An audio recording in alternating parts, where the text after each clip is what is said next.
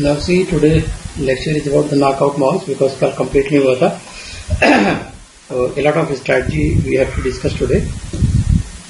We have to understand exactly. और आज हम discuss करेंगे दो चीजें, GMO and knockout both. Okay. So GMO is also very popular, and we must know the difference between knockout mouse and GMO. So if I'm talking about the knockout mouse, so earlier we have given a definition that if a gene is completely inactivated or deleted or mutated, this is called as knockout mouse, and this is a specific gene targeting.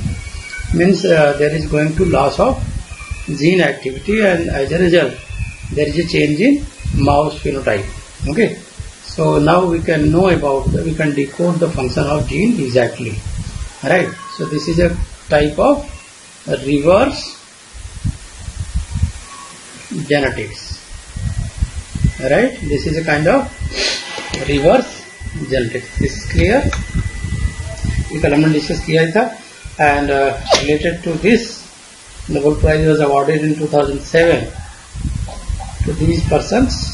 नाम पढ़ सकते हो, Capecchi and sir Martin Evans, Oliver Smithies. Okay, ये 3 person थे जिन्होंने इस पे ज़्यादा काम किया, and they were awarded the Nobel prize in 2007 jointly. Okay, so corona आज इसीलिए तो आया है मॉडिफाइड फॉर्म में. दिमाग आदमी का ब्रेन ही है, अच्छी चीज़ें रिसर्च करते करते थोड़ा खराब की तरफ चला गया. तो कुछ शैतान भी हैं, कुछ भगवान भी हैं.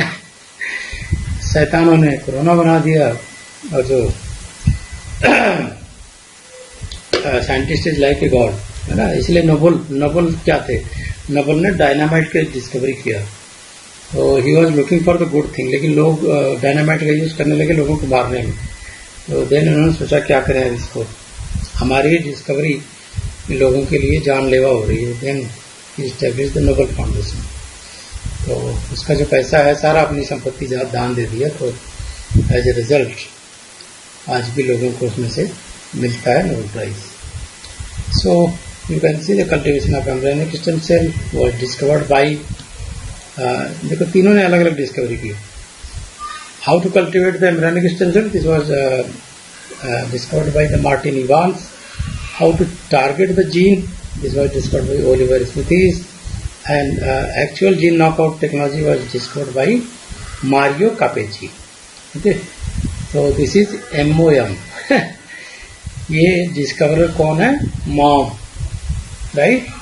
What is the full form of Mom? M for Martin, O for Oliver, and M for Mario. So this was a mom scientist who discovered this transgenic technology. Okay, so now knockout versus transgenic mouse, this is a greater difference. Knockout means gene activated, and this inactivation occur by the homologous recombination. Transgenic gene is added, a foreign gene is added, extra copy of gene is added, so that there should be addition of the phenotypic character. Sometimes this addition may have the mutated endogenous gene. Right. So you note कर लो, knockout gene inactivated by the homologous recombination, while transgenic gene added, है ना, extra copy of endogenous gene can be added in the cells. So what is exactly? अच्छा पहले okay चलो note कर लो.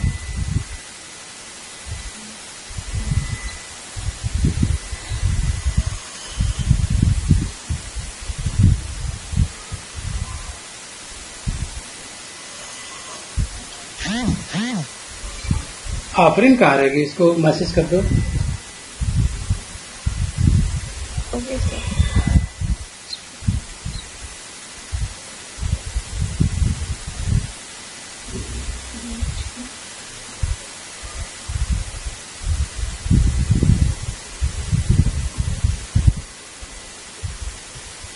तो हो गया. चल Now you can see this is the transgenic, this is knockout, and why we are making the knockout mouse very clear. We want to determine the particular gene function, or we want to eliminate the specific protein, right? So what kind of basically question arises? So to examine the protein role in the biological process, protein X always increased during process Y, right?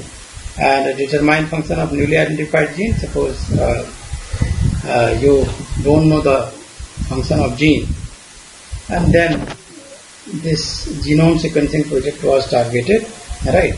And then they got some insight about the organism by the comparison between the different organisms.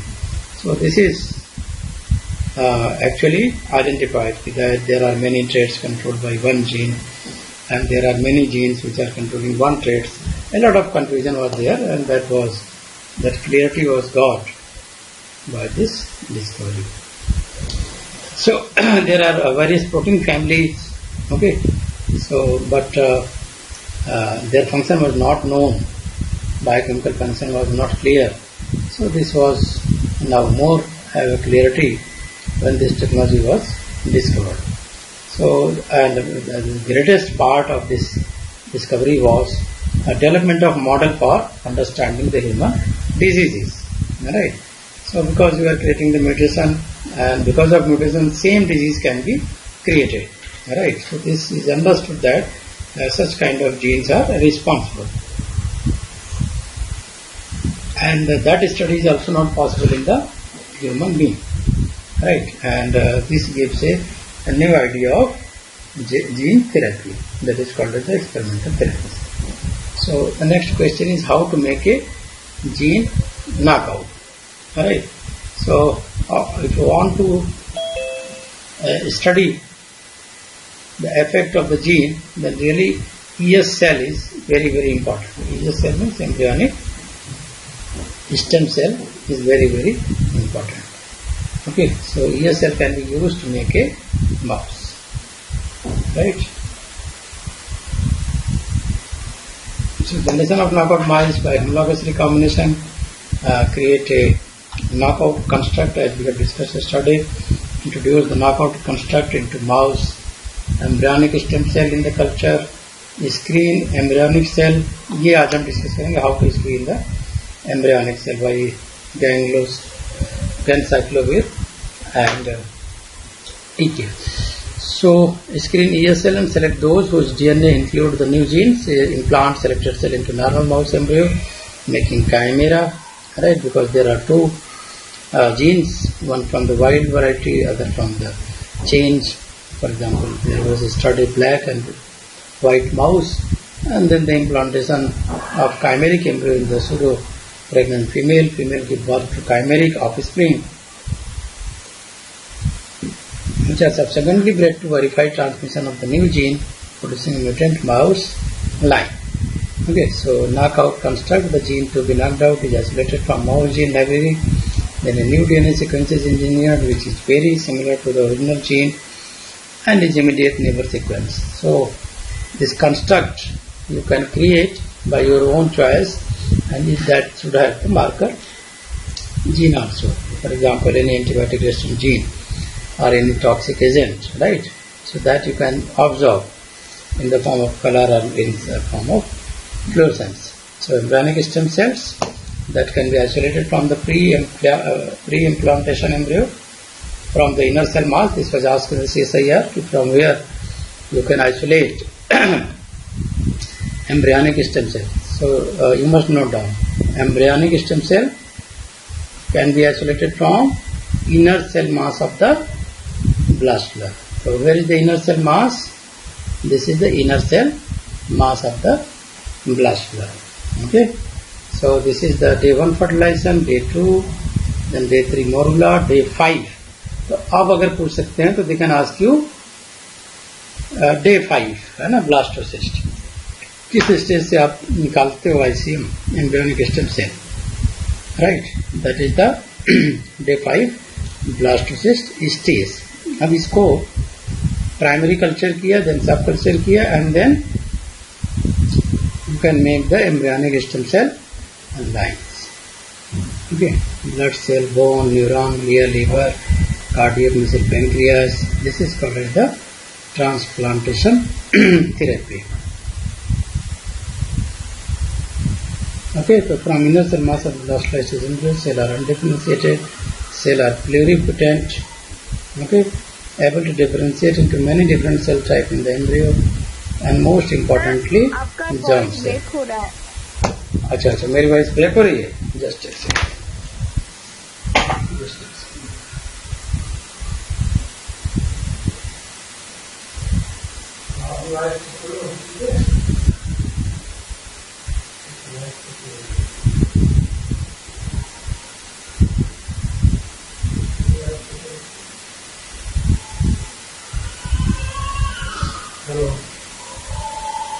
अभी voice ठीक है कि अभी भी break हो रही है?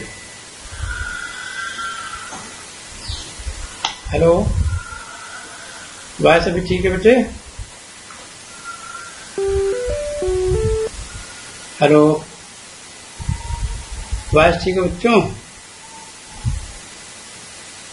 Hello, Afreen, Anju, Deepanshi,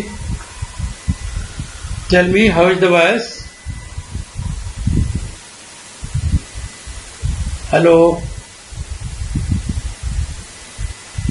बेटे, वॉइस आ रही परफेक्ट? हेलो,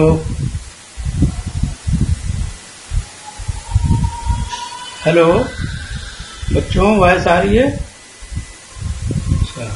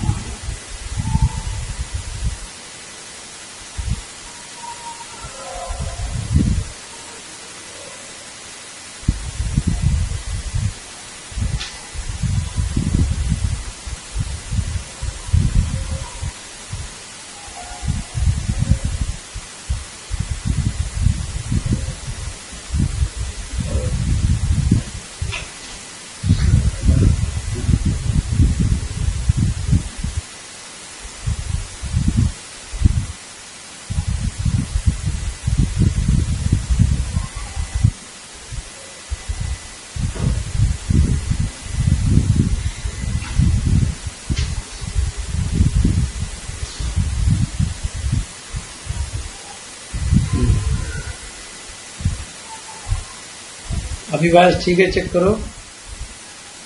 Yes sir, अभी ठीक. Okay.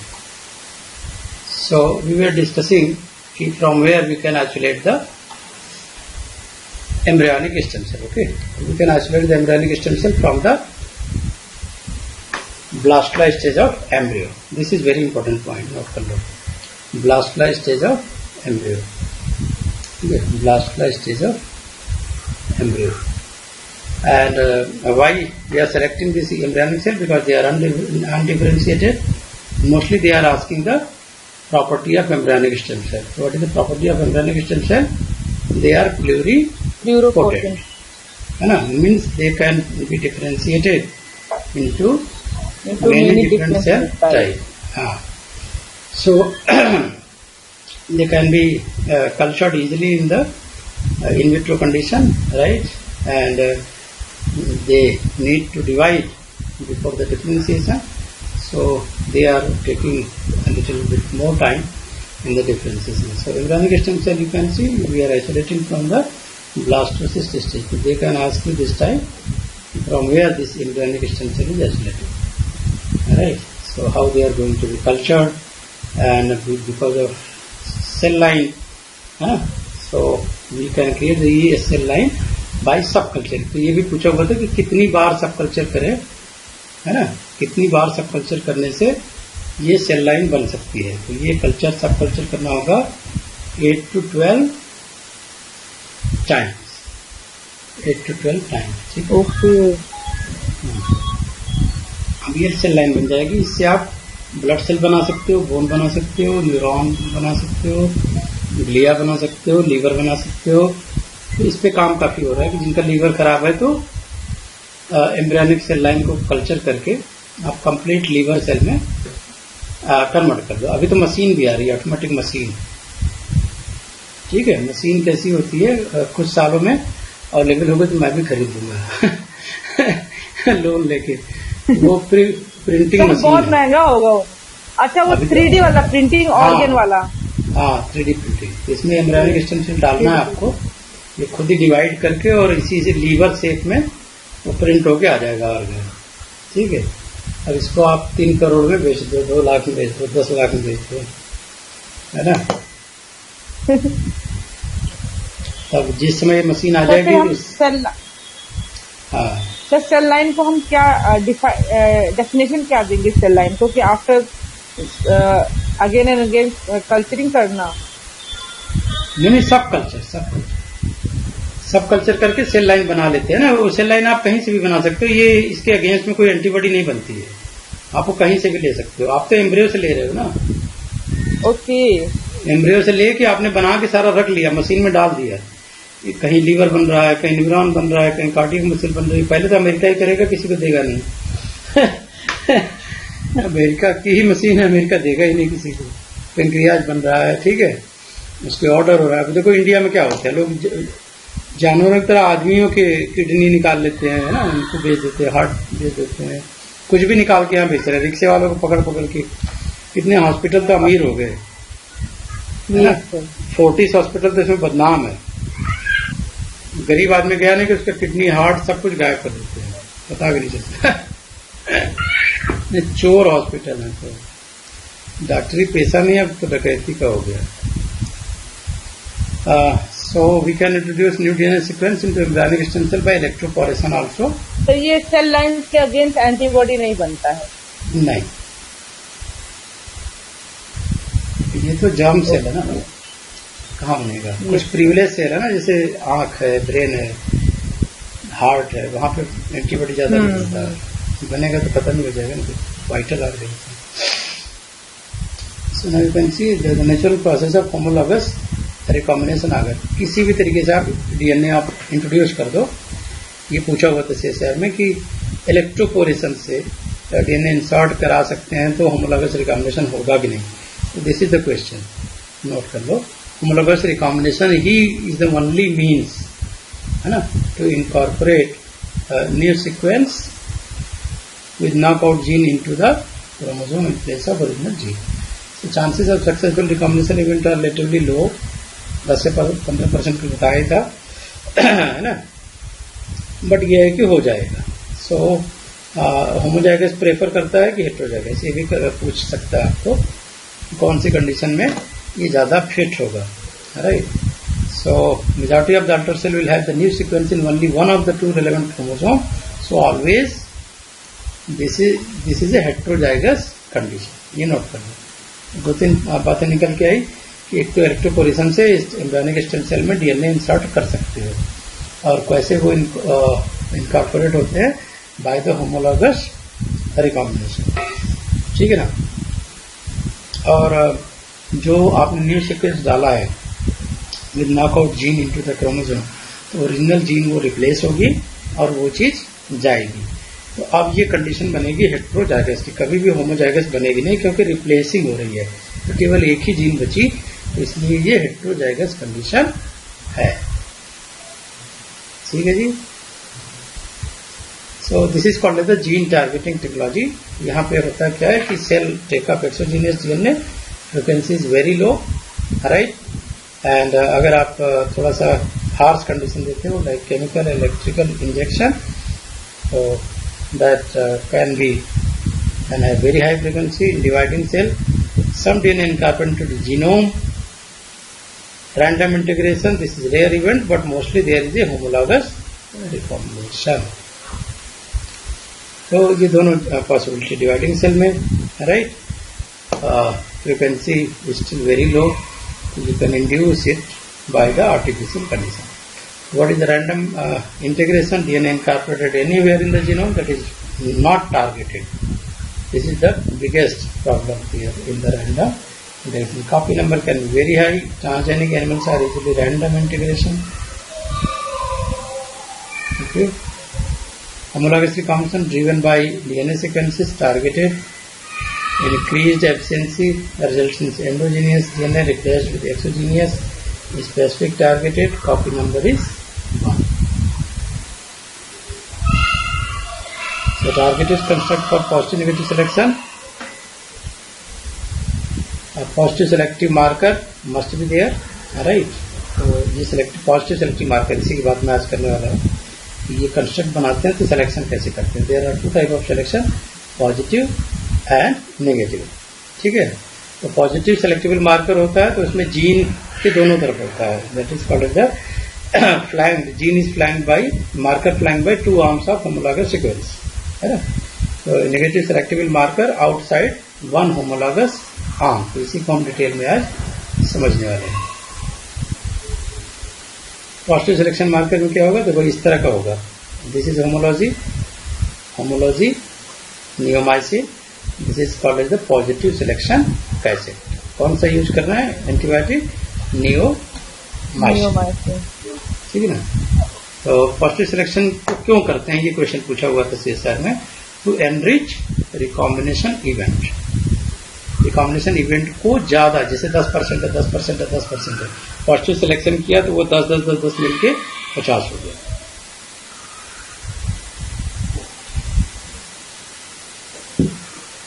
ठीक है. एक्सप्रेशन कैसे एनकोड एंटीबायोटिक रेजिस्टेंट जीन.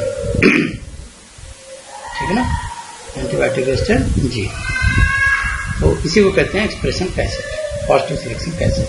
याद करिए, पॉजिटिव सिलेक्शन कैसेट या एक्सप्रेशन कैसे.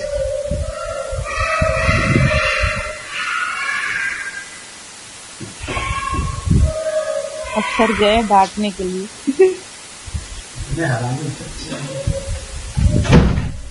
12 बजे रात तक खेलते हैं.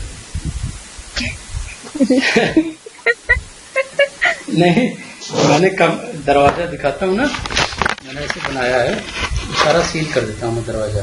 देखो चारों तरफ से साउंड प्रूफ, काफी हद तक उनकी वॉइस ब्रेक हो जाती है. अब आवाज नहीं आ रही है. तो ये हो गया positive selection cassette. Negative selection marker में क्या करेंगे, नेगेटिव सिलेक्शन कैसेट हमेशा बाहर रहेगा, ये ध्यान देगा. पॉजिटिव सिलेक्शन तो ये हो गया, एक ही जीन में करना है. होमोलॉजी तो होमोलॉजी, दो होमोलॉजी के बीच में क्या रहेगा, पॉजिटिव. क्या रहेगा, पॉजिटिव. ठीक है, पॉजिटिव. और यहाँ पे रहेगा नेगेटिव. नेगेटिव का क्या नाम दिया है, thymidine kinase. Thymidine kinase gene coupled with, ये बड़ा इंपॉर्टेंट है. इसका रीजन में ढूंढ रहा था, मुझे मिल भी गया. Why we are using herpes simplex virus HSV से निकाला हुआ ये जीन है. That is called as the TK. TK coupled with ganciclovir treatment. TK coupled with ganciclovir treatment. ठीक है ना. तो क्यों करते हैं ये बताऊंगा. तो एक तो एनरिचमेंट नेगेटिव सिलेक्शन में होता है कि नहीं, use to enrich for homologous recombination. Negative selection ही वो स्ट्रेटजी है. हेल्प करता सर, ये वाला हेल्प करेगा रिकॉम्बिनेंट कंस्ट्रक्शन में. हाँ, होमोलॉगस रिकॉम्बिनेशन को एनरिच करने में. बाकी नॉन रिकॉम्बिनेंट्स जो होंगे या रैंडम होंगे उनको स्क्रीन कर देगा. तो नेगेटिव सिलेक्शन इसीलिए नाम दिया गया है क्योंकि ये स्क्रीन करता है जो कि नॉन रिकॉम्बिनेंट्स है. ठीक है, जो रिकॉम्बिनेंट्स हैं या जो होमोलॉगस रिकॉम्बिनेशन है उनको ये सेलेक्ट करेगा. ठीक है ना. तो ये देखो, हाँ, ये होमोलॉगस रिकॉम्बिनेशन है. Vector 1 neomycin thymidine kinase homologous recombination है. गैनसाइक्लोविर का क्या होता है कि they are going to encode a toxic nucleoside analog, है ना. जब प्लस गैनसाइक्लोविर करते हैं. थायमिडिन काइनेज एंजाइम है, काइनेज फॉस्फोलेट करता है. तो ये कन्वर्ट करता है गैनसाइक्लोविर. मैं इसका एग्जैक्ट रिएक्शन बताता हूँ, what is going to happen. Yeah. So eukaryotic cell can survive in the presence of non-toxic GCV. गैनसाइक्लोविर को कहते हैं GCV. So this is kind of selective pressure on the cells. They are going to create a selective pressure on the cells transfected with a HSB-TK which is known as cell suicide gene. इसको क्या बोलते हैं? Cell suicide gene, है ना। तो non-liberated cell can survive in presence of non-toxic product GCB. However, upon expression of HSB1-TK, GCB is converted to GCB monophosphate. GCB monophosphate, ठीक है ना। HSB-TK GCB converted into the GCB monophosphate, ठीक है। तो by HSB-TK, HSB-TK क्या करेगा? ये ध्यान देने वाली बात है, ये नोट करने वाली बात है। This is very very important. Upon expression of HSB1-TK, GCB is converted to GCB monophosphate by HSB1-TK and further phosphorylated to the diphosphate, ठीक है। Further phosphorylated converted to the GCB monophosphate by HSB1-TK and further phosphorylated to the diphosphate and triphosphate form by kinases. तो अब GCB triphosphate जो बनेगा ultimately यही चाहिए हमको, यही हेल्प करता है नेगेटिव स्क्रीनिंग में। नोट कर लिया हमने कौन से जीन लगाया है? Cell suicide gene, HSB1-TK।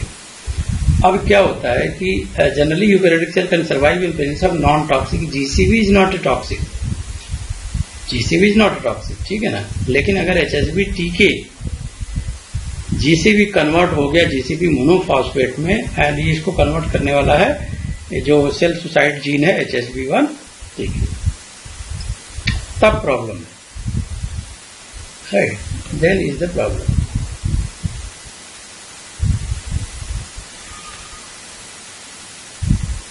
ठीक है ना, Yes. Then there is a problem.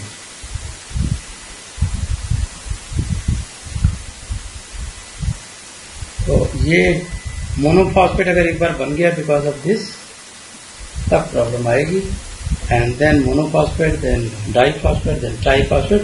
अब ये कन्वर्ट हो गया पूरा लीथल टॉक्सिन में, is incorporated into the DNA of replicating eukaryotic cells causing premature DNA termination, causing premature DNA termination, okay, and apoptosis. वो सेल मर गई है ना, जो नॉन रिकॉम्बिनेंट थी उसकी डेथ हो जाती है। जो रिकॉम्बिनेंट होगी तो वो टीके तो इनकोड ही नहीं कर पाएगा, एंजाइम को कोड नहीं कर पाएगा ना, जो रिकॉम्बिनेंट होगी। तो रिकॉम्बिनेंट जो कोड नहीं कर पाए तो मोनोफॉस्फेट में कन्वर्ट भी नहीं होगा, जीसीबी रहेगा। GCB is not a toxic, है ना, लेकिन वो जीसीबी मोनोफॉस्फेट में जो कन्वर्ट करने वाला एंजाइम है, तो रिकॉम्बिनेंट में क्या होगा? वो डिस्टर्ब हो जाएगा, HSB1-TK वो डिस्टर्ब हो जाएगा तो मोनोफॉस्फेट नहीं बनेगा। मोनोफॉस्फेट नहीं बनेगा तो फर्दर फॉस्फोरिलेशन भी नहीं होगा, डाइफॉस्फेट ट्राइफॉस्फेट फॉर्म, राइट। अब ये जब टॉक्सिन नहीं बना तो obviously they are going to survive. यहाँ पे देख सकते हो दोनों का कंपैरिजन किया मैंने। अब ये देखो, दिस इज जीन, ये ऐसे ही सवाल पूछेंगे, अगर सर पूछना होगा तो they can ask you question like giving this option. एकदम आजकल सीजर में ऐसे ही क्वेश्चन आ रहे हैं, बिल्कुल हूबहू कॉपी आएगा। सर ये एकदम, सर ये कंफर्म है आना इस तरह का क्वेश्चन, मैंने एकदम बता रहा हूँ आना ही है, और बिल्कुल कोई चेंज नहीं करते हैं, बिल्कुल ऐसे ही आना है। आपको कॉन्सेप्ट क्लियर होना चाहिए। अंजू को ही समझा रहा था कि देखो मंडे से तुम्हारा क्लास स्टार्ट होगा, तो कुछ रूल है, अगर उसको फॉलो करोगे तो सिलेक्शन होगा, नहीं तो फिर टाइम वेस्ट होगा। रूल क्या है? सुबह मॉर्निंग में टॉपिक दिया जाएगा, शाम को पढ़ के आना होगा, नोट बनाना होगा, रिवाइज करना होगा, और एवरी सैटरडे संडे जो भी टेस्ट है उसको देना ही देना है। दीपांची ने अब तक सबसे बड़ी गलती की, कोई टेस्ट नहीं दिया है इसलिए बेटा दीपांची अभी से सारा टेस्ट देना स्टार्ट करो, अभी भी टाइम है 6 महीने का। यूनिट 1 से स्टार्ट करो, ठीक है ना। यूनिट 1 से कोई दोबारा फीस तो है नहीं। हमारे यहाँ हमने एक पॉलिसी बना दी है, we are taking fees only 1 time, बाकी आप जब तक मर्जी हो पढ़ो, ठीक है ना, जब तक मर्जी मॉक टेस्ट दो, आपका selection is the main target, ठीक है ना। तो जो गाइडलाइन है बेटा उसको फॉलो करो, जो डिसिप्लिन है जिसपे सिलेक्शन हो रहे हैं वही चीज बताई जाएगी ना, ये चीज फॉलो करो, क्योंकि देखो मेमोरी का क्या है, मेमोरी लॉस हो गई आपको पता भी नहीं चलेगा, है ना। ऐसा तो है नहीं मोबाइल है उसमें आने लगेगा कि लो बैटरी या लो मेमोरी, आपको पता तभी चलेगा जब आप टेस्ट दोगे। टेस्ट दोगे तो पता चलेगा कि आपको कुछ आता ही नहीं है, या मार्क्स 0 आ रहे हैं, या गलतियां हो रही हैं, या कॉन्सेप्ट गलत पढ़ लिया, समझ में गलत आ गया। वो सारा रेक्टिफिकेशन आपका कहाँ होगा, जब आप टेस्ट दोगे। और टेस्ट तो इतने बना दिए हैं, कम से कम 700 के आसपास टेस्ट हमने बना दिए हैं। मैं कितना मेहनत करता हूँ, मेरा एक शौक है नए नए क्वेश्चन बनाओ, पुराने 10 ईयर्स के भी क्वेश्चन अब डालने लगा, नए क्वेश्चन भी अब सेट कर रहा हूँ, ठीक है। अब तो जितना प्रैक्टिस हो रहा है उतना नए नए क्वेश्चन बनेंगे। अब तो हम और आफरीन मिलकर क्वेश्चन बनाएंगे है ना, और भी चैलेंजिंग। जितना सिलेक्शन बढ़ेगा उतना पॉजिटिव सिलेक्शन हमें कराना है, ना कि निगेटिव सिलेक्शन, ठीक है ना। तो how to do the positive selection, फिर से क्लियर कर लो कॉन्सेप्ट। होमोलॉगस रिकॉम्बिनेशन हुआ, हमने डाल तो दिया था प्रोसीजर में, हुआ कि नहीं, that will be checked. So gene X is there, this is gene X replacement construct, यानी जीन एक्स को ये रिप्लेस करेगा। रिप्लेस करेगा तो क्या क्या जाएगा देख लो, न्यू आर टी के एच एस बी, लिखने का तरीका भी देख लो, ये भी बड़ा इंपॉर्टेंट होता है, कभी कभी इसमें भी पूछ देते हैं टी के एच एस बी, है ना। लिखने का तरीका साइंटिफिक होता है, इसमें आप चेंज करके भी वो पूछ सकते हैं, देखना कि आपने ध्यान से देखा है कि ऐसे गेस कर रहे हो, ठीक है। तो ये आ गया gene targeted insertion mutation in gene X, cell are resistant to G41 ganciclovir. अब ये बता सकते हो कि why the cell are resistant to ganciclovir. मुझे इसका आंसर जो दे देगा एक्सेप्ट आफरीन बताओ सर। क्वेश्चन फिर से एक बार। क्वेश्चन ये कह रहे हैं कि देखो अब यहाँ पे दो कंडीशन है, one is the homologous recombination, another is non homologous recombination. तो यहाँ पे क्या होगा कि जीन एक्स वॉज रिप्लेस, क्योंकि replace by this gene X replacement construct. तो अब यहाँ पे हमने जब डाला G418 एंड गैन साइक्लोविर, तो सेलर रेजिस्टेंट मतलब सेलर लाइव, यहाँ पे सेलर डेड। यही मैं पूछ रहा हूँ कि why here the cell is alive जबकि म्यूटेंट हुआ, यहाँ पे क्यों डेड हो गया। यहाँ पे तो रैंडम इंसर्शन हुआ था, यहाँ तो वो भी नहीं हुआ, रिप्लेसमेंट भी नहीं हुई, फिर भी सेल की डेथ हो गई। तो ये भी पूछ सकते हैं कि दिस इज यहाँ पर जो नियोमाइसिन है और टीके जो है वो आपके कंस्ट्रक्शन में दोनों अंदर है, मतलब यहाँ ये तो जीन एक्स इसको रिप्लेस किया रैंडम इंस्ट्रक्शन है। Sir gene targeted insertion sir यहाँ पर तो म्यूटेशन में जीन एक्स में कोई म्यूटेशन हुआ ही नहीं है, नॉन होमोलोगस रिकॉम्बिनेशन में।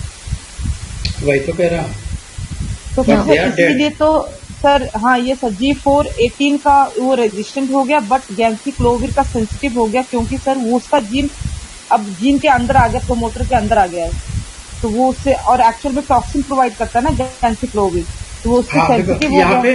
यहाँ पे क्या है, टीके अवेलेबल है, टीके है जीसीवी को कन्वर्ट करेगा जीसीवी मोनोफॉस्फेट, जीसीवी मोनोफॉस्फेट।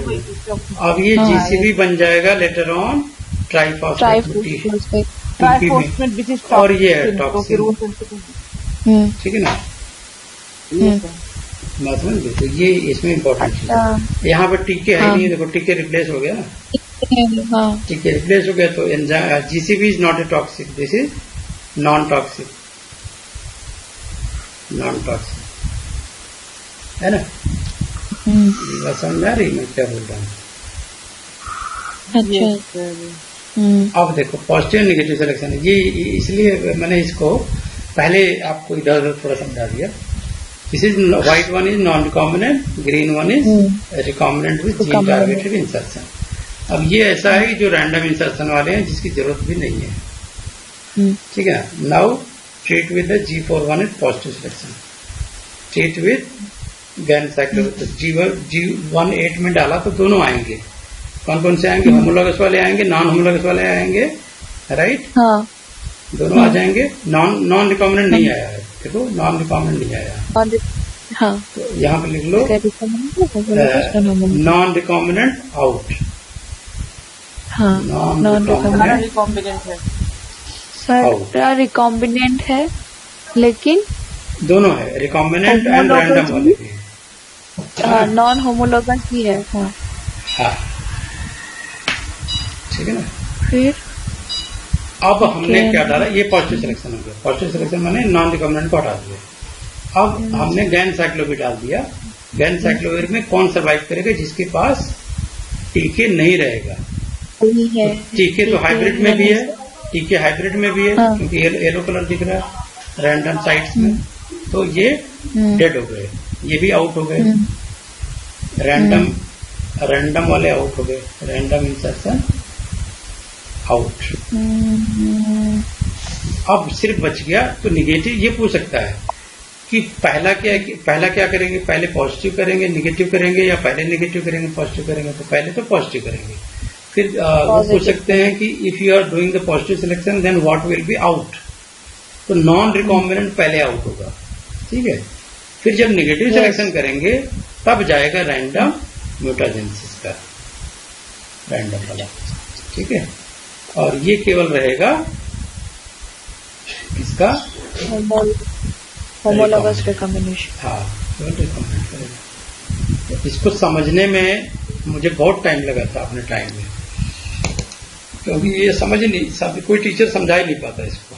अगर आप देखोगे हजारों वीडियो आप खोल डालो, ठीक है, यूट्यूब पे आप रिसर्च कर लो एक बार, आपको पता लगेगा इट्स अ वेरी डिफिकल्ट। कोई टीचर समझा नहीं, क्योंकि समझ नहीं आती।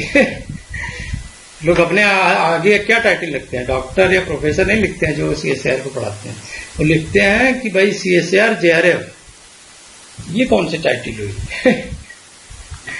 भाई रिसर्च भी कर लो, थोड़ा प्रैक्टिकल कर लो, एक्सपीरियंस कर लो। टीचर बाद में बनना भाई, टीचर बनने के लिए थोड़ा सा। सर ये होमोलॉगस नॉन होमोलॉगस एक बार फिर से बोल लीजिए सर। ये सिलेक्शन तो आ गया, ये समझने को। आइए देखो ना कि homologous recombination means there is a place, है ना, होमोलॉगस जीन आर देयर। तो यहाँ पे होमोलॉगस जीन होगा तो दे कैन रिकम्बाइन। यहाँ पे रिकम्बाइन कर रहा है, देख रहे हो। तो रिकम्बाइन करने का फायदा है कि सेलेक्टिव टारगेटिंग जीन रिप्लेसमेंट होगा ना, क्योंकि हमने ये बनाया ही था मैचिंग। मतलब हमने एक टर्म्स दिया था कि एक तो पॉजिटिव सिलेक्शन के लिए नियोमाइसिन यहाँ होगा, और बाहर और आर्म्स में, बाहर और अंदर आर्म्स में क्या होगा, होमोलॉगस सीक्वेंस होगा, एचएस। ओके, ये दोनों में होगा, टारगेट में भी होगा और जो हमने रिप्लेसमेंट कंस्ट्रक्ट बनाया उसमें भी होगा।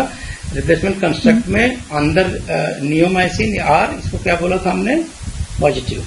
नियोमाइसिन आर को पॉजिटिव, टीकेएचएसबी को बोला था नेगेटिव। तो ये दोनों रहना चाहिए साथ में, तभी हम स्क्रीन कर पाएंगे, पहली कंडीशन है। तो अगर टारगेटेड कंडीशन हुई तो टीके जाएगा, टीके वाला गायब हो जाएगा। टीके देखो यहाँ पे था इस जीन कंस्ट्रक्ट के साथ, लेकिन जब ये रिकॉम्बिनेशन हुई तो ये चला गया और इसकी जगह ये वाला यहाँ पे आ गया, नियोमाइसिन वाला। तो नियोमाइसिन वाला आ गया, टीके चला गया, तो ये सर्वाइव कर गया, दिस इज एलाइव। समझ गए।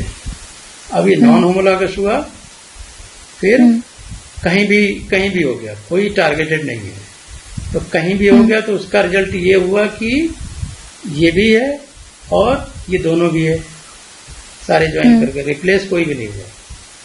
That's why this is written no mutation in the genes. जब म्यूटेशन हुआ नहीं तो टीके अवेलेबल है।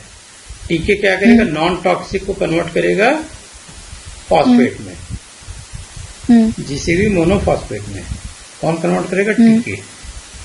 टीके कन्वर्ट जीसीके इनटू जीसीबी फॉस्फेट, है ना। तो फिर ये बाद में टीके ही कन्वर्ट कर देगा जीसीबी डाइफॉस्फेट एंड ट्राइफॉस्फेट में। और ये है टॉक्सिन। ये टॉक्सिन है, तो टॉक्सिन ने ही इसको मार डाला, इसको किल कर दिया नॉन रिकॉम्बिनेंट्स को, ठीक है। तो इसीलिए जब पॉजिटिव नेगेटिव सिलेक्शन करते हैं, रिकॉम्बिनेंट स्क्रीनिंग करते हैं, screening of recombinant embryonic stem cell, हमारा रिकॉम्बिनेंट जीन गया कि नहीं, तो हमें सिर्फ वही सिलेक्ट करना है जो रिकॉम्बिनेंट है। उसके लिए पहले हमको पॉजिटिव करना पड़ेगा, G148 एडिशनल कंपोनेंट, है ना, G148 जो नियोमाइसिन रहेगा तो भी अभी सर्वाइव करेगा। तो नियोमाइसिन इसको डिग्रेड कर देगा G148 को, अदरवाइज नियोमाइसिन डिग्रेड हो जाएगा। सो G418 पॉजिटिव सिलेक्शन कर दिया, इसने रिमूव कर दिया नॉन रिकॉम्बिनेंट्स को। अब जब हमने गैन से क्लोविड डाला तो this is negative selection. Negative selection means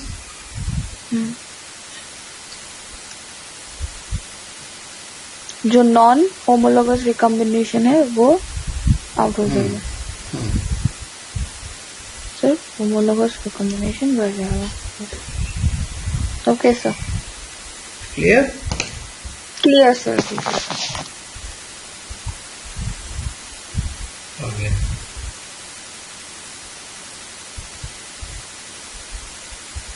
तो लॉक्सपी का कल बता दिया था. टिश्यू स्पेसिफिक कंस्ट्रक्ट बनता है. कल इसका डिस्कशन हो गया था.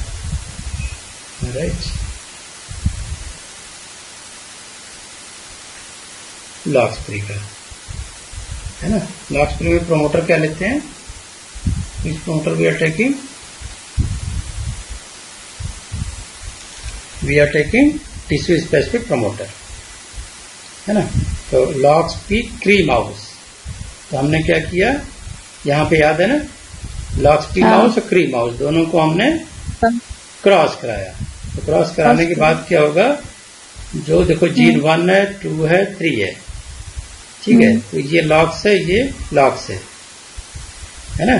तो ये दोनों क्या करेंगे आउट हो जाएंगे मतलब कंबाइन कर जाएंगे. ऐसे तो लूप बन जाएगा. तो वो लूपिंग हो रही है इनके क्री प्रोटीन एंड लॉक्स रिकॉम्बिनेशन से.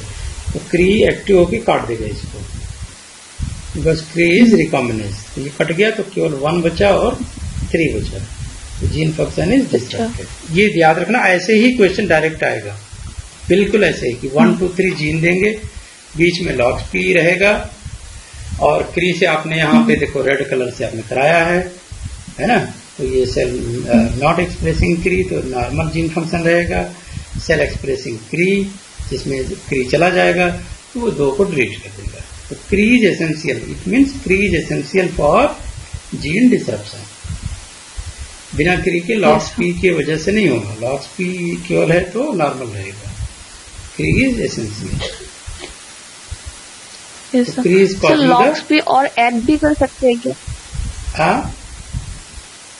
जो जीन हम लोगों ने लिया था 1 2 3 तो 1 के आगे भी एक लॉक्सपी हम लगा सकते हैं क्या. फिर 2 लिया ना. जिसको काटना है. हाँ. जिस जीन को काटना है अगर सर बीच में 1 के आगे एक लॉक्सपी होता हाँ, तो 1 भी चला तब भी जाता कट जाता. तब 1 भी चला जाता. अच्छा. जो जीन लॉक्सपी के बीच में रहेगा वो लूप बना के से कट जाएगा. तो this is called as the Cre related deletion. This is a deletion है ना. Knockout deletion. X knockout deletion कई नाम है इसका. तो X knockout deletion by the loxP Cre. And ये ही एक ऐसा एक्सपेरिमेंट है जिसमें होमोलॉगस रिकॉम्बिनेशन नहीं होता है. This is non homologous. Gene is inserted by non-homologous recombination. ठीक है. समझे बच्चों. तो अभी जीएमओ पढ़ ले. थोड़ा सा इंटरेस्टिंग चीज. आरएनए इंटरफेरेंस का क्या बताया था हमने. रिमेम्बर. यस. क्या बताया था. एमआरएनए से कंट्रोल जो करोगे उस प्रोसेस को क्या बोलते हैं. Knock down. Knockdown expression down. हाँ नॉकडाउन. ये सारे डायग्राम में बता रहा हूँ. बार बार एक ही की है. अगर कुछ नोट नहीं बना पाते हो कुछ नहीं कर पाते हो तो आप जस्ट स्लाइड हम अपलोड कर ही देते हैं कंप्लीट स्लाइड. ठीक है ना. तो स्लाइड ही गो थ्रू हो जाओ. स्लाइड में तब तक अपलोड नहीं करते जब तक कि पूरा अपडेटेड नहीं हो जाएगा. तो अभी जैसे सतपति देखो पूछ ही रहा था इस डेट को क्या हुआ.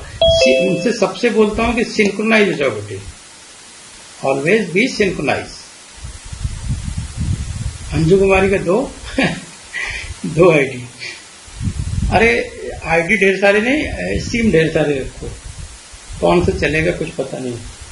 अभी देखो मैंने क्या सिस्टम लगा रखा है. 2 वाईफाई है. एक वाईफाई है और एक मोबाइल का है. तो मैंने दोनों को ऑन कर रखा है और दोनों को मतलब ऑटोमेटिक कनेक्शन में डाल दिया. तो इससे फायदा क्या है कि अगर एक डिस्कनेक्ट होगा तो दूसरा कनेक्ट हो जाएगा automatically without interfering the classes. चलो नॉकडाउन की बात करते हैं. This is called as the RNA interference causes gene activation by destroying the corresponding environment. यहाँ पे देखो in vitro production of double standard RNA, right, this is called as the sense. इसके बारे में सर ने पूछा था और मैक्सिमम बच्चे गलत करके आए थे।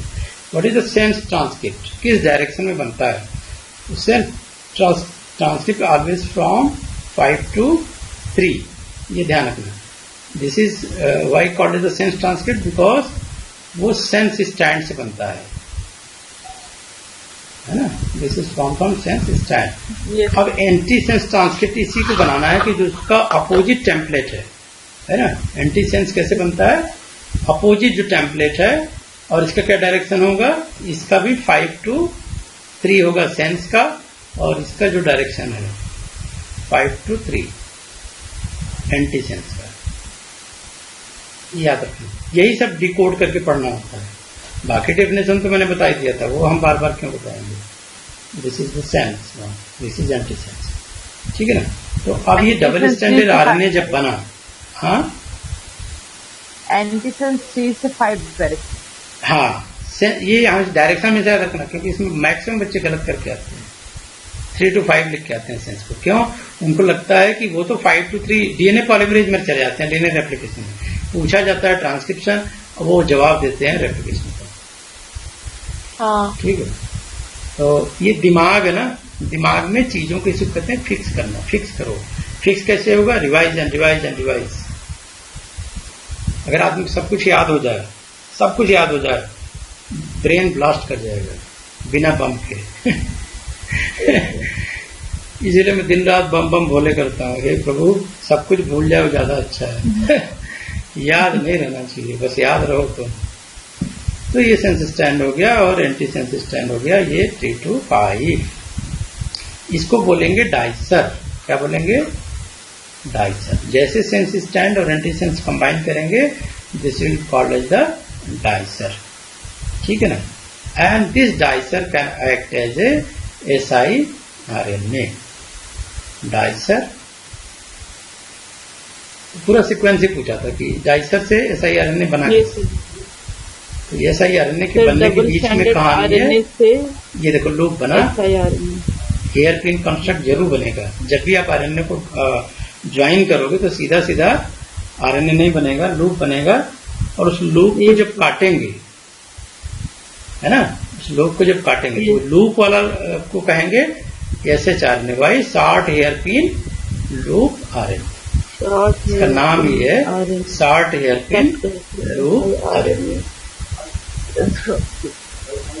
Short hairpin RNA interference में हेयर पिन फॉर्मेशन होता है। SHRNA में लूप बनेगा ही बनेगा। SHRNA में बनेगा। शॉर्ट हेयर पिन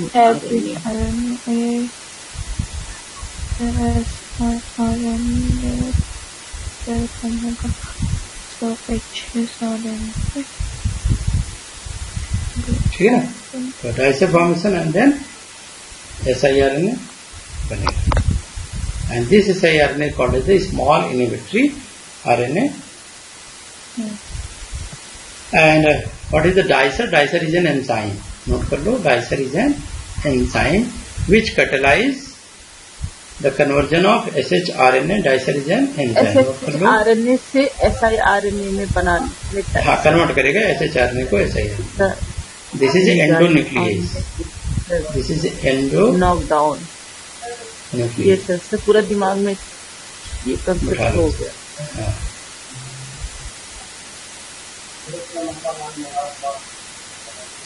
ठीक है। तो siRNA is A double standard RNA, ऐसे याद रखना। siRNA is A double standard RNA and inhibitory RNA is a double stranded RNA. So they are going to inhibit function of a specific gene without mutating. Then inhibit targeting specific gene function. Wording पे ध्यान दो। They are targeting specific gene function. देखो, अगर आप real scientist हो गए ना तो आपको एक सिम्टम बताता हूँ। अब अगर आप जीनियस हो, रात में सपने में ना बहुत अजीब अजीब सपने आएंगे। आप कहीं जा रहे हो, कहीं टहल रहे हो, कुछ डिस्कवर कर रहे हो, कुछ मिल नहीं रहा है, कुछ खो गया है, इस तरह के सपने अगर आए समझ लेना कि तुम बहुत बड़े जीनियस हो। वो तुम्हारी डिस्कवरी पूरी होगी जब तुम लैब में जाओगे, सपनों नींद उड़ जाएगी, दिन रात काम करना पड़ेगा, तब कोई सपना नहीं आएगा। एक ही सपना आएगा कि थीसिस हमारी जमा नहीं हो रही है। ठीक है ना? चलो, तो ये बहुत बड़ी इंफॉर्मेशन आज आपको मिली। ठीक है ना? तो RNA I can inhibit gene function in C. elegans and other organism, inhibit production of dsRNA for interference with specific target gene। ये सारा वैसे मैंने एक्सप्लेन कर दिया। So transcription of both construct in vitro using RNA polymerase, ये important है ना? यहाँ पे coding sequence of the gene derive from इधर cDNA क्लोन, दोनों यूज कर सकते हो RNA बनाने के लिए या जीनोमिक DNA, क्योंकि ये दोनों बनेंगे किसमें? mRNA में। mRNA क्या होगा? Sense strand, correct? कंफ्यूज मत होना। सेंस स्ट्रैंड की डायरेक्शन क्या होगा? 5 to 3। अब आपको क्या बनाना है? क्या बनाना है? एंटीसेंस,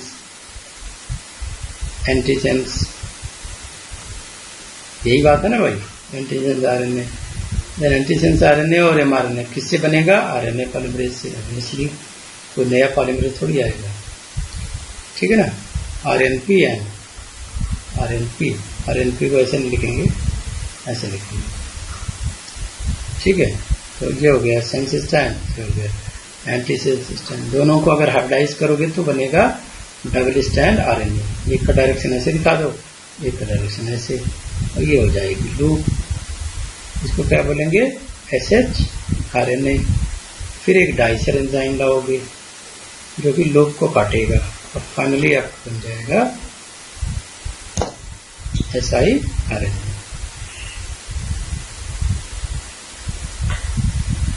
ठीक है? तो ये फंक्शन अगर डिकोड करना हो कि really the function is inhibited और नॉट, तो which technology is there? This is called as the in situ hybridisation. You can decode this functioning और not by in situ. Note करने में बड़ा मजा आता है, पता नहीं तुम लोगों को आता है कि नहीं, मुझे लिखने में ना बहुत मजा आता है। और जितना परफेक्टली मुझे याद होता है लिखने से ना, उतना मैं कोई भी टेक्नोलॉजी लगा लूं मुझे याद नहीं होता है। ठीक है बेटा? siRNA is cleaved by dicer enzyme। ठीक है? Yes sir.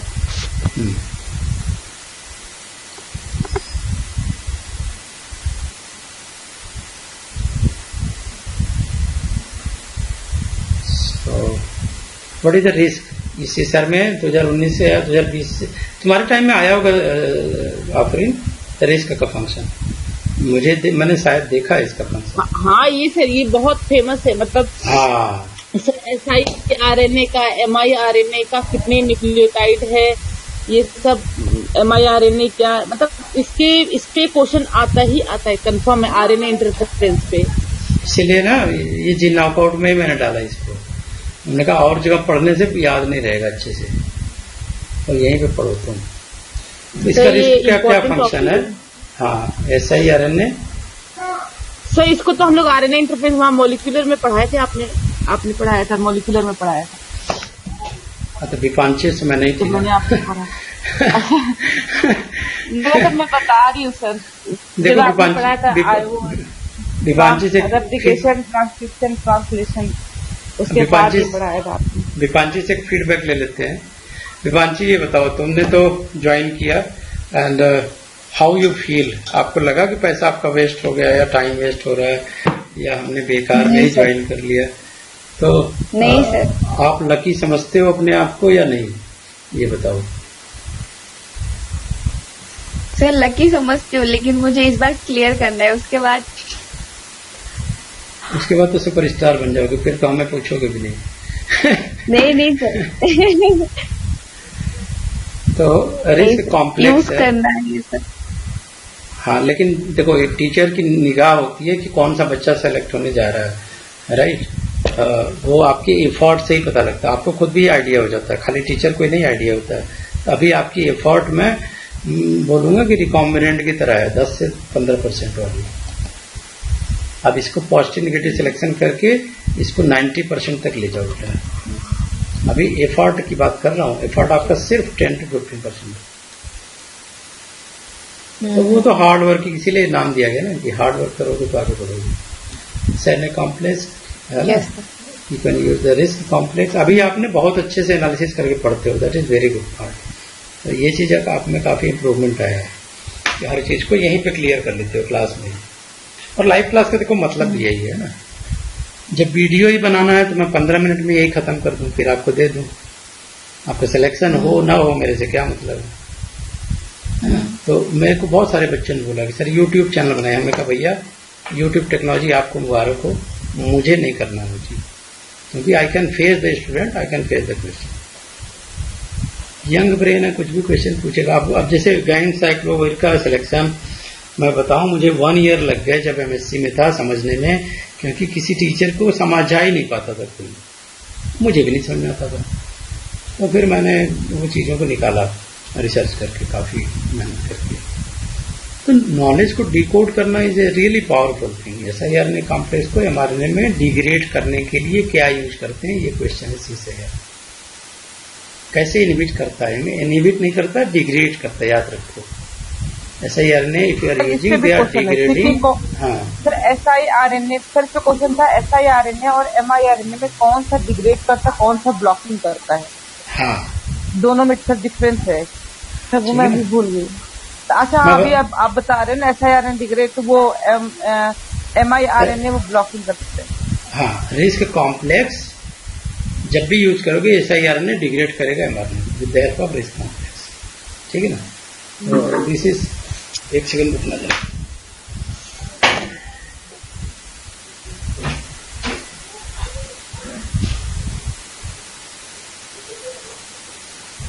मेरा रिवीजन नहीं हो पा रहा, एकदम फूल एकदम डब्बा गोल हो गया।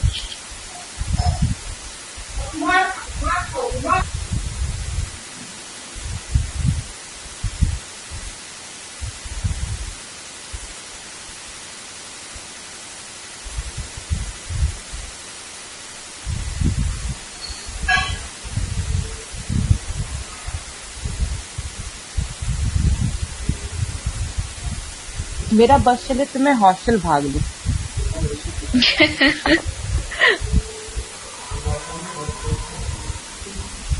मेरा बस चले तो मैं अपनी बेटी को लेके मैं हॉस्टल भाग जाऊं अपनी किताबों के साथ। सही में अभी 5 तुमको भी भगा ले जाओ। हाँ हाँ हाँ, मुझे भी लेके जा, एक साथ पढ़ेंगे। हम लोग एक साथ पढ़ेंगे।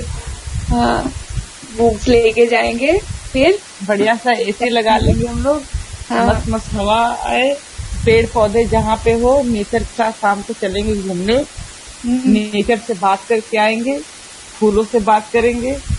फिर हाँ, फिर बात करके अपनी बेटी को भी लेके चलेंगे, तुमको मौसी मौसी बोलेगी। फिर तो सुना। हाँ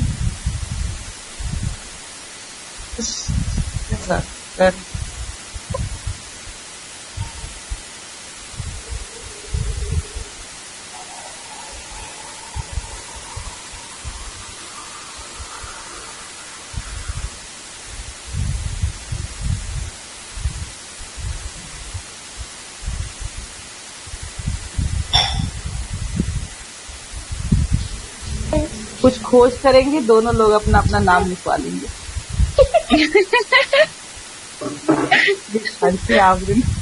अंजू भी, अंजू को भी, तीनों लोग। हाँ, अंजू को भी लेके जाएंगे।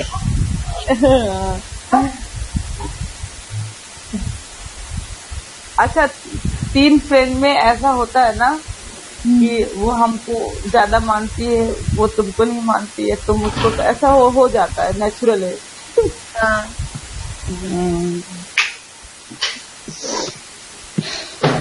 सही में मेरे को ऐसे, मुझे मन करता है मैं भाग जाऊं और मैं जाकर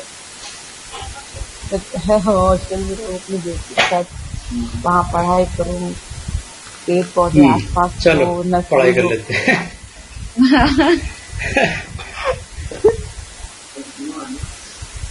राइट। इसको कहते हैं silencing gene function by degrading mRNA. मैं एक्चुअल में घी बना रहा था, अभी धुआं आने लगा, मैंने देखा घी जल रहा है दौड़ के गया। कहते हैं घी का जलना अच्छा नहीं होता है, आई मीन डेयरी प्रोडक्ट का जैसे ये सब कुछ सब बेकार की बातें हैं। अब थोड़ा सा आंच तेज हो गया तो वो होना ही है। अब मैं पढ़ा हूं कि जाके बार बार घी देखूं वो उबलने में कितना टाइम लगता है ना।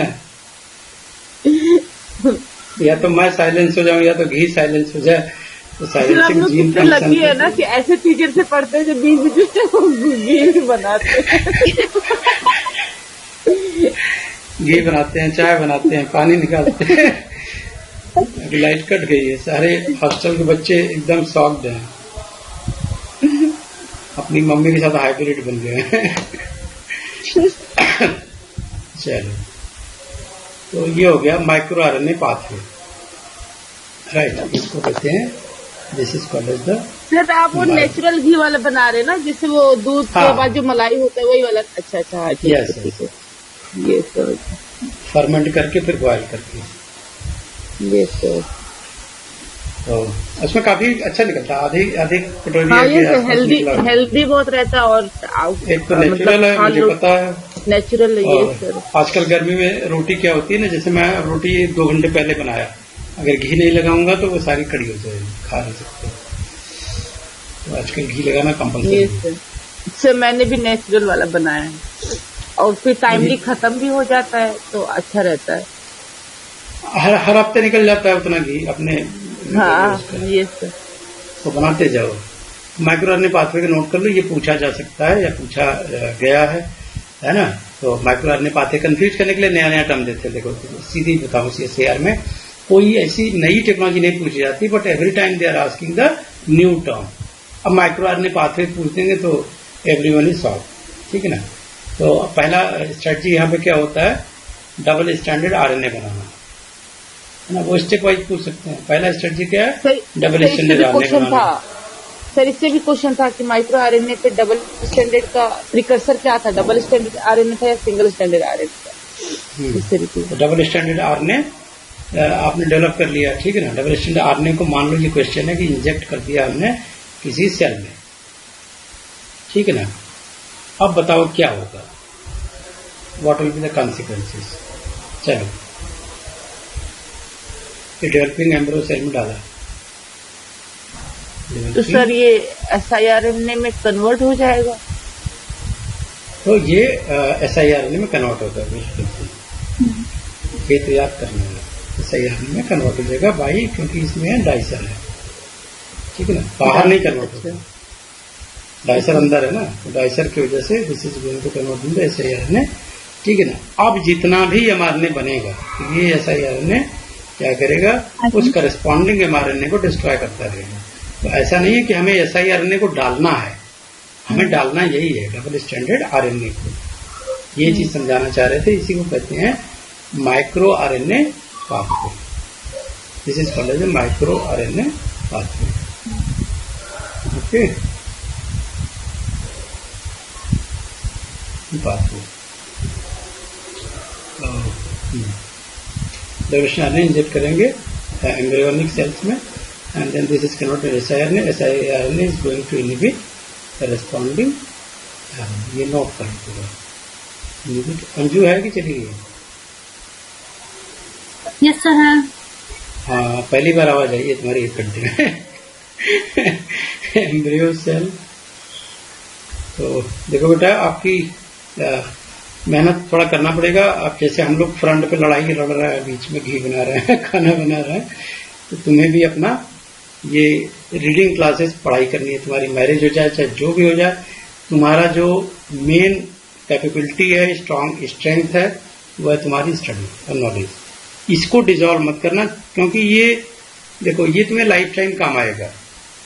और ये टाइम होता है सीखने का, जो टाइम अगर निकल गया सीखने का, है ना, फिर आप कितना भी पत्थर सिर पे मार दो, सिर पे पत्थर मार दो, पत्थर पे सिर मार दो वो कुछ नहीं हो सकता। हमने अपने टाइम में बहुत मेहनत की थी, तो आज देखो प्रोफेसरशिप लेवल में भी हम रिवाइव कर पाए सारी चीजों को। अगर मुझे फ्रेशली ये सब पढ़ना पड़ता तो मैं कभी नहीं पढ़ता, ना पढ़ा। ठीक है, नौकरी तो मैं कर ही रहा हूँ, मुझे उसका इशू नहीं है पेमेंट का। मुझे इशू है कि आप डिसिप्लिन वे में एक अपना टाइम टेबल बना लो, नोट्स बना लो, उसको एक पैटर्न अपना डेवलप कर लो, ताकि वो पैटर्न जब भी मिस करोगे तो आपका बॉडी माइंड खुद ही आपको याद दिलाएगा कि ये काम करना है, नहीं तो छूट जाएगा।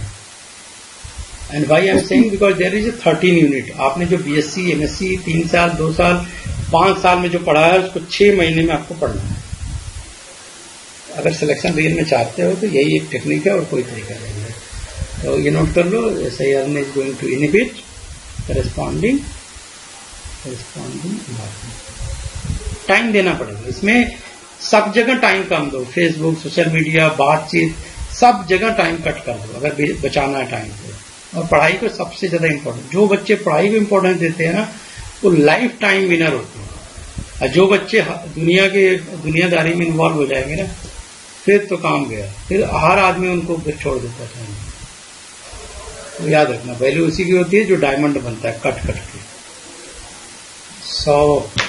अब आपको ये सारा बता दिया SHR ने कैसे बनेगा, SHR ने clipped by the dice, SIR ने सारा बता दिया, MIR ने का pathway, right.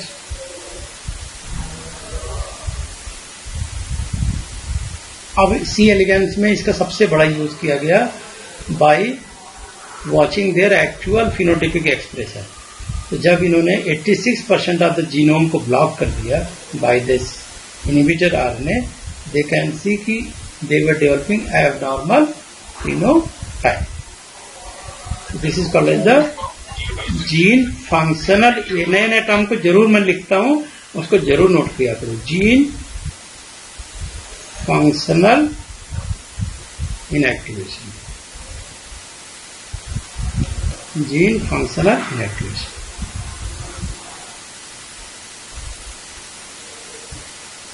And this is also called as the RNAi mediated gene inactivation। देखो मैं बताऊं, सुबह 4:30 बजे अगर उठ जाओ, 5 बजे भी, 5 बजे से लेके 8 बजे तक का तो बिल्कुल चिपक जाओ, मैं कुछ नहीं करना है, बस पढ़ाई करनी है। ये 3 घंटे की पढ़ाई 8 घंटे की पढ़ाई के बराबर होती है। पूरे दिन आप स्ट्रगल करोगे और पढ़ नहीं पाओगे। मतलब जो एक्सट्रैक्ट होता है ना, जूस का एक्सट्रैक्ट जैसे, ये 3 घंटे वाला एक्सट्रैक्ट निकलता है 8 से 12 घंटे पढ़ने में। मैं इसको प्रेफर करता हूँ। रात में 12 बजे, 12:30 बजे तक मैं सो जाता हूँ, 5 घंटे की नींद इधर, और दोपहर में तो मैं सोता ही नहीं, शाम को मैं आता हूँ थोड़ा सा आधे घंटे। रूटीन लाइफ यही होती है। फिर शाम को आके मैं पढ़ने लगता हूँ 7, 7:30 बजे के बाद। So make your routine like this. This is called the RNAi mediated gene inhibition. So अब आते हैं what is the सबसे जो आपका फैंसी है, everyone, every scientist, every student want to know about the CRISPR। मैंने एक बैच भी चलाया था इस नाम से, CRISPR-Cas9। तो इस बार का बैच चल रहा है SPM फेलोशिप, SPM बैच। तुम्हें पता था आपने ये इस बार का अनाउंस किया है SPM batch? Yes sir, SPM batch, yes sir. इसमें तुम सारे बच्चे हो, तुम हो, और जम्मू से लड़की है, अभी सतपथी ने मैसेज किया ही था, दीपांची है, ये सारे को मैं देखना चाहता हूँ 1 to 10 से यार।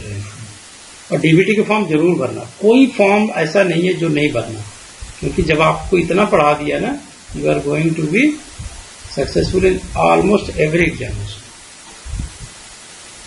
ठीक है। तो DBT में ऑलरेडी मैंने बताया था कि मॉक टेस्ट के बल पे वो 10th रैंक करता सुबह। तो उसने देखो शार्पनेस कब आती है, जब आप मॉक टेस्ट देते हो। CRISPR-Cas9 के बारे में हमने कितना भी पढ़ा ले, लेकिन क्वेश्चन नहीं करोगे तो ये बात भी। तो why this is called as the genome editing. 3 question है कि how, why and how this is called as genome editing, how this is working. तो आपको पहले ही बताया था कि why this is called the CRISPR, because this is a palindromic repeats. इसका फुल फॉर्म क्या है? क्लस्टर्ड, पहले तो नाम ही याद कर लो। सी फॉर, पढ़ो बच्चों की तरह, सी फॉर clustered, हाँ, then clustered, R for regularly, interspaced, I for interspaced, short, palindromic, repeat. space, S for short, short, P for palindromic, yes, palindromic, R for repeat, for repeat. Repeats. Palindromic repeats पहले ही बताया था जब शुरू में start किया था जी मार्कआउट वाले, है ना, क्लासिफिकेशन में ही, right. So this is called as the CRISPR and Cas is CRISPR associated. Cas means CRISPR Associated. Associated. तो साइंटिस्ट कुछ दिन में ये डेवलप करेंगे टेक्निक कि अगर मैं यहाँ बैठा हूँ, घी जल रहा है, तो तुम्हें वहां भी स्मेल आएगी है ना। तो कुछ दिन में ये वर्चुअल रियलिटी ट्रू होने जा रही है। और मुझे बताऊं, बोर्ड टीचिंग में बिल्कुल मजा नहीं आता। पता नहीं आपका क्या है सेंस ऑफ टच। मुझे जितना मजा आता है अपने डिजिटल बोर्ड में, ईपीटी में, सारी चीजों को एक साथ टाइम बचा के अच्छे से प्रेजेंट करके, है ना। अब ऑफलाइन क्लासेस का मुझे नहीं लगता कि बहुत ज्यादा, अगर टीचर एफिशिएंट है ना, तो किसी मोड में पढ़ो, दैट इज इक्वली एफिशिएंट। और इस पर कैस ना है, ठीक है ना। वो लोगों का 10+2 वाला रहता है कि भाई ऑफलाइन। हाँ बोलो। बड़े बच्चों के लिए तो ठीक है, लेकिन जो स्कूल में हाँ। है उसके लिए ऑनलाइन थोड़ा वो है। नहीं यार, वो तो मैं कह रहा हूँ कि +2 तक ठीक है ऑफलाइन। +2 तक ऑफलाइन मस्ट है, यू कैन से, है ना। मतलब 9-10 तक चलता है ऑनलाइन, इसके बाद बच्चे मेच्योर हो जाते हैं, वो पढ़ सकते हैं, ठीक है ना। लेकिन ये है कि उनका कैमरा ऑन होना चाहिए तभी हाँ। पढ़ेंगे। 10th 11th 12th वाले ना, अगर कैमरा बंद हुआ तो सो जाते हैं मोबाइल रख के। नहीं ठीक पढ़ते है। वो लोग। हाँ, उनका मोबाइल मस्ट बी ऑन। उनकी ऐसी टेक्नोलॉजी डेवलप किया जाए, वो ऑफ ही नहीं कर पाए अपना, ना मोबाइल ना ऑडियो म्यूट हो जाए।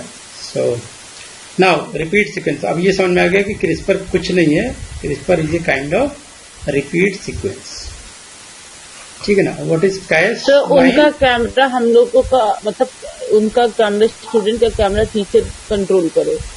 हाँ, तब भले। वही चीज, बिल्कुल यही होना चाहिए, ठीक है। तो अब यहाँ पे जीन एडिटिंग कैसे करते हैं, that is the question. How gene editing? Sir बेचारे कब बैठेंगे उल्लू जैसे ताकते रहेंगे। तो चलो हम समझते हैं कि आज रहने देते हैं, जीन एडिटिंग वाला कल टेक्नोलॉजी पढ़ते हैं। आज ऐसे जिमो पढ़ाना था, लेकिन कल क्लास जरूर चलाएंगे। तो ये पूरा उसकी कहानी है। गाइड आरएनए एक्सप्रेशन हम लोग पढ़ेंगे, how they are use for editing the gene. ये रिपीट सीक्वेंस है, इसमें ट्रेसर आरएनए स्कैफोल्ड है। मतलब एक तो देखो, उनका कंपोजिशन तो याद रखना पड़ेगा। गाइड आरएनए एक्सप्रेशन का ये टारगेट सीक्वेंस और ट्रेसर आरएनए स्कैफोल्ड ये मस्ट है। इसके बारे में सीएसआर में दिख रहा था, ये क्वेश्चन आया हुआ है, ठीक है। 2018 में आया था कि ट्रेसर आरएनए स्कैफोल्ड का रहना एसेंशियल है कि नहीं फॉर द जीन एडिटिंग। तो इस क्वेश्चन का आंसर आप हमें कल दोगे।